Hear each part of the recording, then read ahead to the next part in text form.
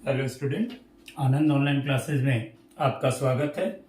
आज हम लोग जैसा देखे थे कि हिस्ट्री के क्लास में दिल्ली सल्तनत के पांचों वंशों का हम लोग अध्ययन कर चुके हैं। लास्ट वंश जो था लोधी वंश, वहीं से शुरुआत जो लोधी वंश का अंत हुआ, वहीं से एक बहुत बड़े साम्राज्य का उदय होता है।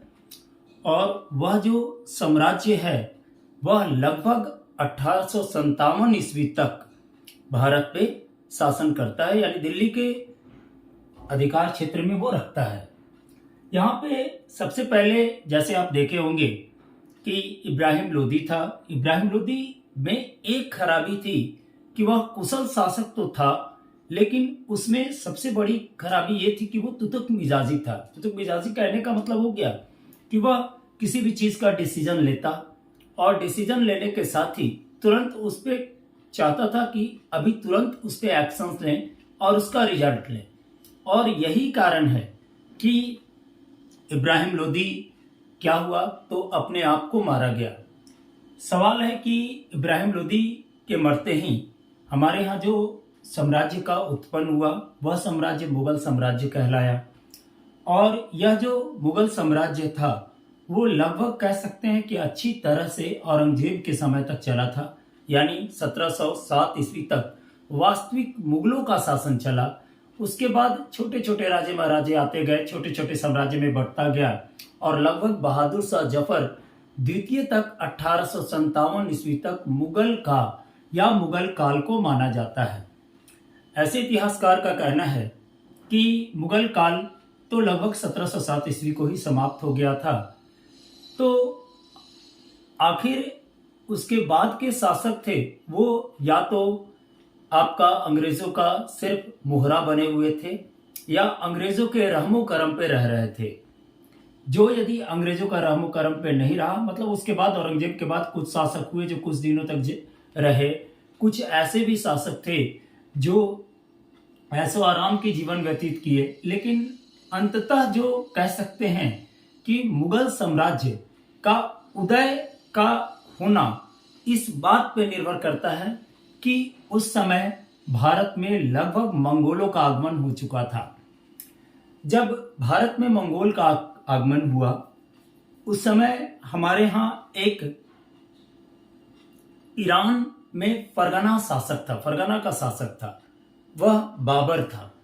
बाबर जो फरगना का, ईरान के फरगना का शासक था, जिसका जन्म 14 फरवरी 1483 ईस्वी को ट्रांस ऑक्शियान, एक छोटा सा फरगना का राज्य है, वहां का ये शासक था।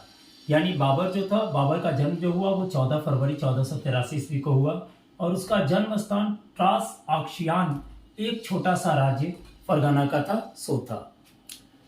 जब वो राज्य कर रहा था तो राज्य कर नहीं रहा था, उसके एक्चुअल में उसके पिता पहले फरगना के शासक थे, या कह दे तो फरगना का शासक क्या कह सकते हैं, एक छोटी सी रियासत थी, उसकी देखभाल वो कर रहे थे। उनके पिता का नाम उमर शेख मिर्जा था जो तैमूर वंश के थे, ठीक है। और उनकी माँ जो कुतुब निगार खानम थी वो चंगेज खां के वंशज थी, ठीक है। तो इनका जन्म के समय एक बहुत बड़ा उस समय जो कह दे कि ज्योतिष शास्त्र था या मुल्ला मौलवी थे, उसने भविष्यवाणी कर दिया था कि यह जो है वो एक बहुत बड़े साम्राज्य का संस्थापक बनेगा। और वास्तविक रूप से बाबर बना भी। हुआ ये कि जब ये फरगना, एक्चुअल में तो कह सकते हैं कि ये अफगानी भी था, जब ये फरगना में शासक कर रहा था तो उस समय उसकी नज़र भारत पे पड़ी। और कहा जाता है कि जैसे लोग कहते हैं, आमतौर पे कहा जाता है कि भारत में उसका पहला युद्ध था इब्राहिम लोदी के साथ, लेकिन ये बिल्कुल गलत बात है। वो भारत में इसके पहले भी 2 युद्ध लड़ चुका था। पहला युद्ध जो लड़ा वो लड़ा आपको,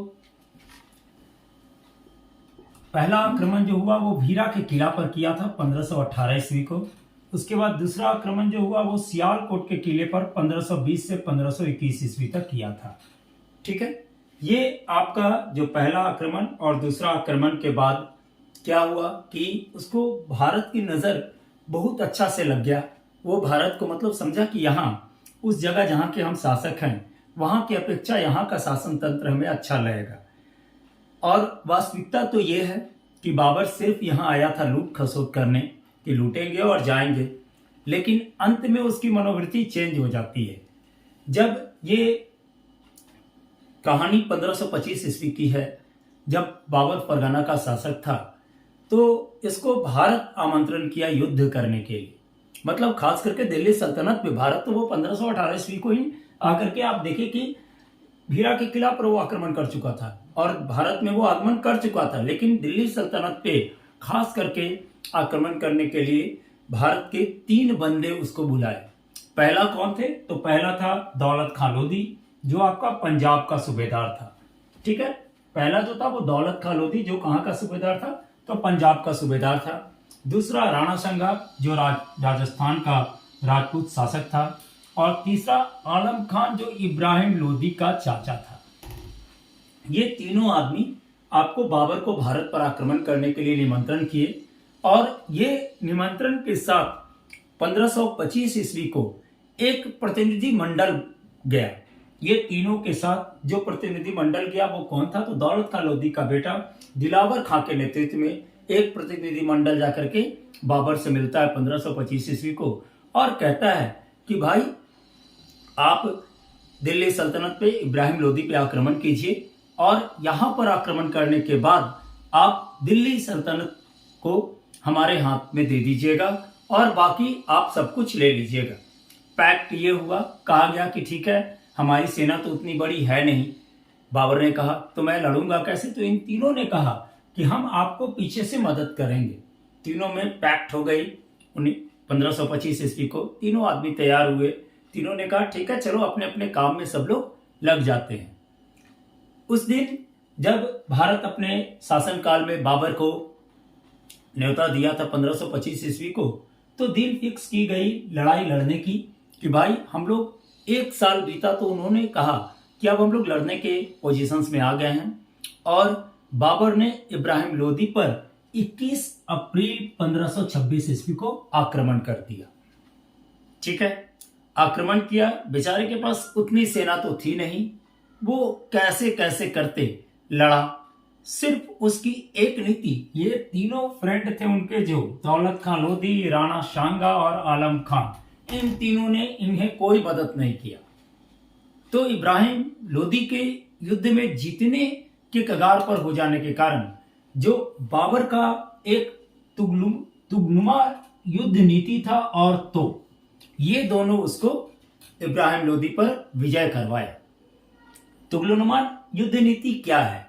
तो देखिए, इस तरह से सेनाओं को संगठित किया जाता है दुश्मनों के बीच कि जो दुश्मन हो वो चारों ओर से घिर जाए और एक स्फेरिकल मोड में उसकी व्यवस्था की जाती है, जिसको हम लोग कहते हैं तुगनुमा युद्ध नीति।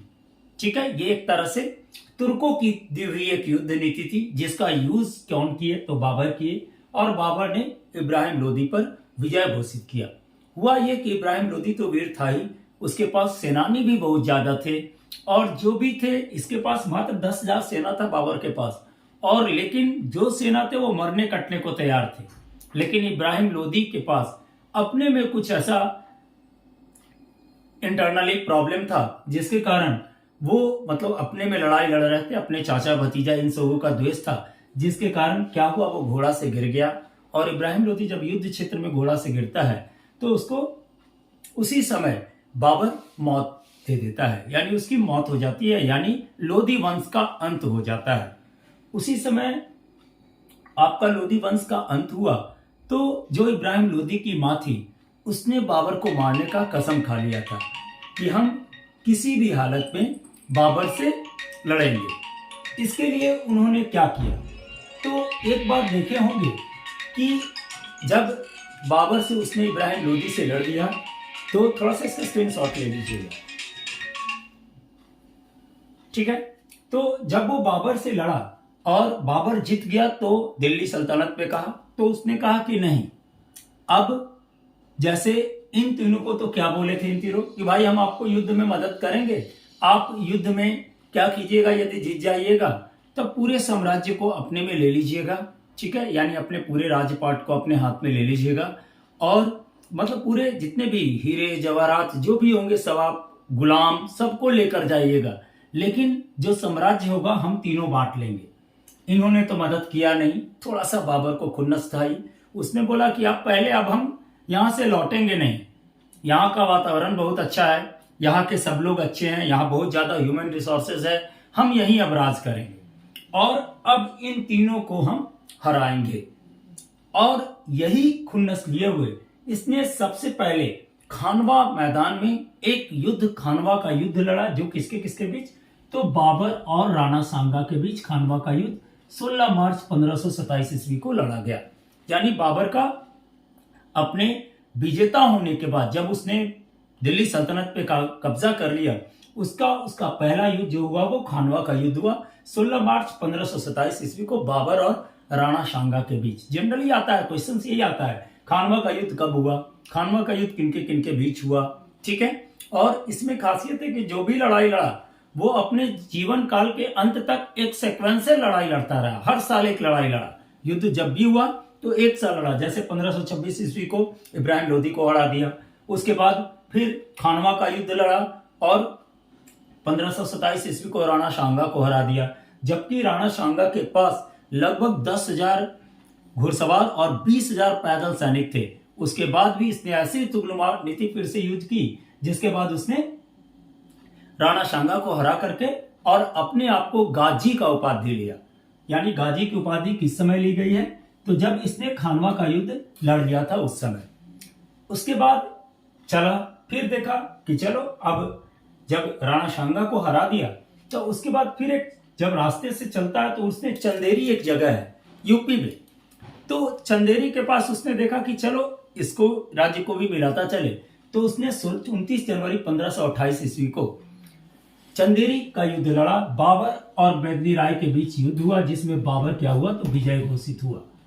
उसके बाद अंत में चूंकि बाबर का जो आलम खान इब्राहिम लोदी का चाचा था वो भी मदद नहीं किया था, तो उसका खुन्नस लिए हुए भी उसने 1519 ईस्वी को घाघरा में घाघरा का युद्ध लड़ा, जिसमें लड़ा गया बाबर और महमूद लोदी के बीच लड़ाई हुई।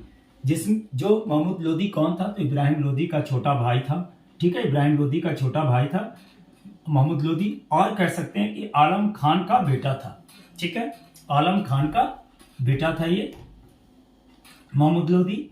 इसने क्या किया, इसको भी हरा दिया और घाघरा का युद्ध भी जीत किया। तो कहने का मतलब, यदि कह दे कि बाबर के द्वारा भारत में 4 लड़ाई लड़ी गई, पहला 1526 ईस्वी को पानीपत का, 1527 ईस्वी को खानवा का, 1528 ईस्वी को चंदेरी का और 1529 ईस्वी को घाघरा का। और इस चारों युद्ध में बाबर विजय घोषित हुआ और सभी को पूरी तरह से शिकस्त दिया। लेकिन कहा जाता है कि आपको याद होगा कि जब इब्राहिम लोदी को इसने मतलब मारा था तो उसकी मां ने कसम ली थी कि मैं क्या करूंगा, आपको बाबर को मतलब अंत कर दूंगा। उसने यानी इब्राहिम लोदी की मां रसोईया में जाकर एक रसोईया का काम करके बाबर के खाने में जहर मिला देती है और उसी जहर के खाने से बाबर का मृत्यु 26 दिसंबर 1530 ईस्वी को हो जाता है और ये मृत्यु 48 वर्ष की उम्र में होती है। और इसके बाद इसको सबसे पहले दफनाया गया तो आगरा में दफनाया गया था, जिसको जहाँ पे एक बाग भी बनाई गई जहाँ पे इसको दफनाया गया था, उसको हम लोग नूर-ए-अफगान बाग कहते हैं या इसको आराम बाग भी कहा जाता है। और दूसरा जो दफनाया गया वो दफनाया गया आपको काबुल में। और यही एक ऐसा बादशाह था जो कह सकते हैं कि 2 जगहों पर दफनाया गया था, पहला आगरा में और दूसरा काबुल में। इसके बाद एक बात और थोड़ी सी इसमें बहुत इंटरेस्टेड है कि एक दिल्ली सल्तनत का इब्राहिम लोदी ही एक ऐसा शासक था जो युद्ध में मारा गया था। तो कह सकते हैं कि बाबर की नीति बहुत अच्छी थी। बाबर ने थोड़ा सा तो अपने आप को डेवलप किया, साथ में सड़क जो मापने का एक विधि भी इसने दिया जिसको हम लोग गज-ए-बाबरी कहते हैं, यानी सड़क मापने का पैमाना। और दूसरी बात हुई कि इसके शासन काल में जनरली एक बहुत अच्छा आता है कि जो चूंकि तोप का प्रयोग सबसे पहले बाबर किया था, तो उसके शासन काल में एक उस्ताद अली और मुस्तफा 2 तोपची थे, ठीक है। और ये इतने कुशल तोपची थे कि इन्हीं के परिणाम के कारण इन लोगों की जीत हुई। एक आप लोगों को बाबर का जो युद्ध लड़ा उसको याद करने का एक ट्रिक्स बताता हूं। पानी पिया, खाना खाया, चांद देखा, घर गया और मर गया, ठीक है। पानी पिया मीन्स पहले पानीपत की लड़ाई 1526, खाना खाया खानवा का युद्ध 1527, चांद देखा चंदेरी का युद्ध 1528, घर गया घाघरा का युद्ध 1529 और फिर मर गया यानी 1530 ईस्वी को। इस तरह से फिर बाबर का मृत्यु होने के बाद आपको जो मुगल वंश के गद्दी पे बैठा वो बैठा हुमायूं। इसके बारे में हम अगले वीडियो में अपलोड करेंगे। आप हमारा ये जो मुगल वंश है इसको हम लगभग 5 वीडियो में कंप्लीट करने वाले हैं, जिसमें सब तरह की चीजों के बात करेंगे। आज का जो मेरा पहला वीडियो है वो है कि मुगल वंश का उत्पत्ति कैसे हुआ और उसका पहला शासक के बारे में। नेक्स्ट जो बात करेंगे हम हुमायूं के बारे में बात करेंगे, हुमायूं और अकबर के बारे में। आप लोग हमारे वीडियो को ध्यान से देखिए, हमारे चैनल को सब्सक्राइब कीजिए, अपलोड कीजिए, क्योंकि आप लोगों को याद होगा या हमारे चैनल को आप सब्सक्राइब किए होंगे और हमारे वीडियो को देख रहे होंगे तो आपको 1206 ईस्वी से लेकर चले हैं हम, जो आज हम 1530 ईस्वी तक आए हैं। इसके बाद चलेंगे हुमायूं की बात करेंगे। हुमायूं जो शासनकाल किया वो 2 बार किया। एक बार वो 1540 तक शासनकाल करता है, फिर देश मतलब अपने आप को अंडरग्राउंड कर लेता है और फिर 1555 ईस्वी को गद्दी पे बैठेगा, लेकिन संजोगवश किस्मत खराब के कारण उसकी मौत हो जाती है, तब जाकर फिर अकबर गद्दी पे बैठता है। तो उसके बारे में अगले वीडियो में बात करेंगे। आशा है कि आप हमारे चैनल को जरूर से जरूर सब्सक्राइब कीजिए। चलिए, थैंक यू।